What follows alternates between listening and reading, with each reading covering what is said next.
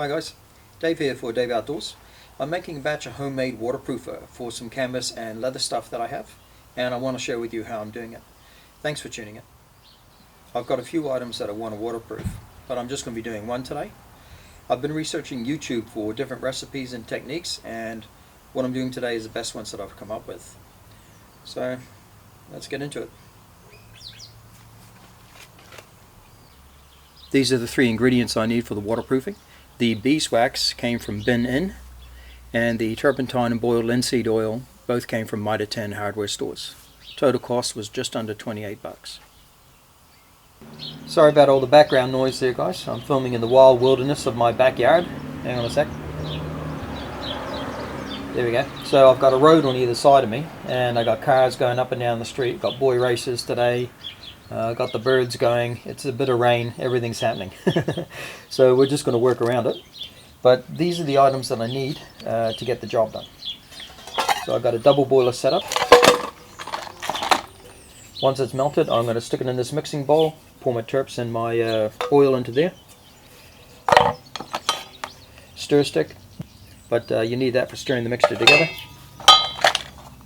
Once it's all mixed, I'm going to pour it in these individual containers. I don't really know the volume I'm going to get, so this way I can make small wax bars, easier to handle and easy to use. A couple of paintbrushes for applying to the fabric. Might do that, or I might just rub it in. Got my knife cutting up the wax, make it easy to melt. My cooker, because doing it outside there's going to be some fumes, I don't want to stink the house out. Measuring jug, which we'll need. And a hairdryer, which I bought specifically for the occasion. Don't need it for anything else. But it was on special, so I got it. And that's what I'm going to be doing, is this East European haversack. It's cotton canvas. I think it's Yugoslavian. It cost me about 20 bucks from the Army surplus store. So I want to waterproof that today, then we'll test it out.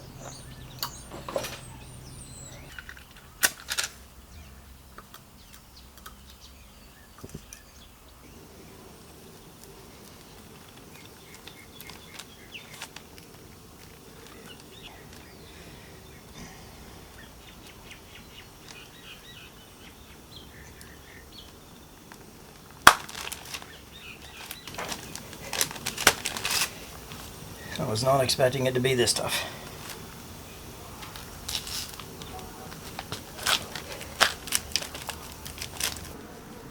A little bit of muscle involved here, or weight, which I got. The breaking it into smaller pieces just means it's going to melt that much quicker.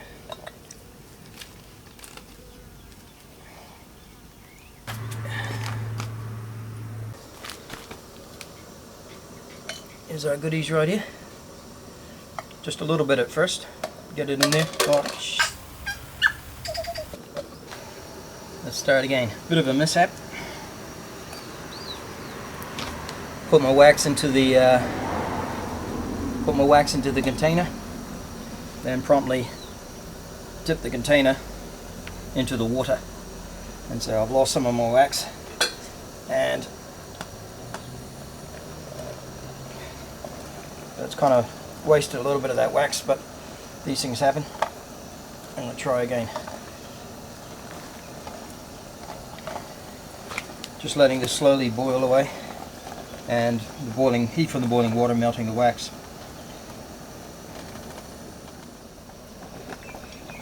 I'm just adding little bits of wax as I go, because what I'm finding is it melts a lot quicker and a lot more even if I just add little bits at a time.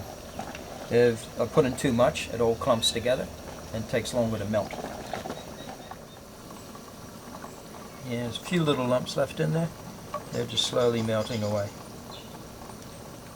I think patience is the key apparently with this. Give yourself plenty of time to do it.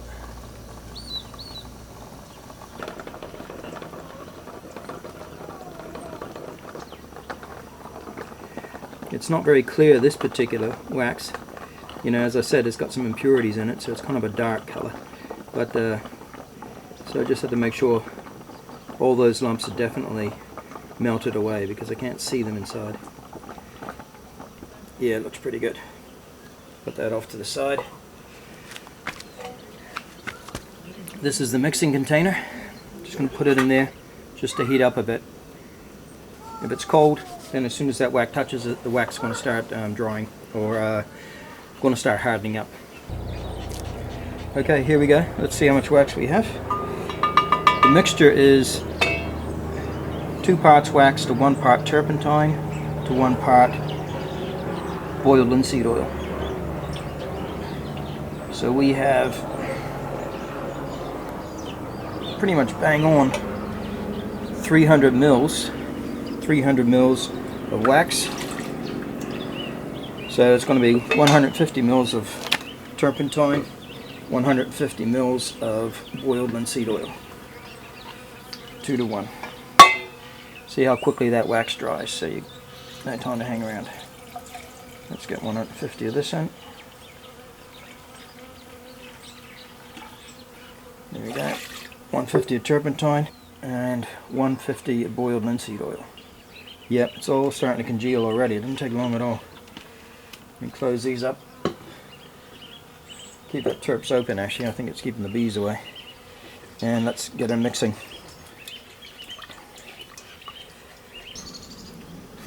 Yeah, I'll put the whole concoction back on the heat again because I found that wax started hardening up way quicker than I thought, and therefore it didn't mix in properly with the oil and the turps. So just put it on the double boiler again, and it's melting down really nicely, really nice and fast, and it's really mixing in very, very well. I don't know if you could see it too well there on that angle, but as you can see how it all hardened around the edges there. But now it's really starting to mix in nicely, which is what we're after. You just got to improvise and see what works. Make adjustments as you go if you need to. Flammability, of course, is a big safety concern here, so just have to do it nice and slow. The fumes, yeah, well, I'm glad I'm doing it outside. Not too bad, but it would stink a house out, I think. And the smell of the turps and things like that, they over time it does go away. So you don't have to worry about your fabric or your item that you've waterproofed smelling of turpentine for its entire life. You end up with just a nice beeswax smell. Once again, it's starting to harden up and congeal very, very quickly. So let's get it in there.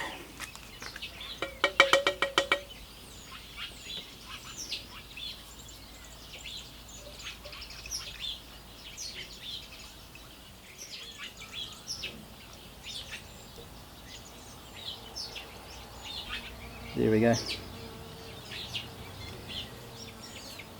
What's that? 3 1/4 molds, I guess. And that's the empty bit. Don't know if you can see the residue stuck on the inside. It hardens up very, very quickly.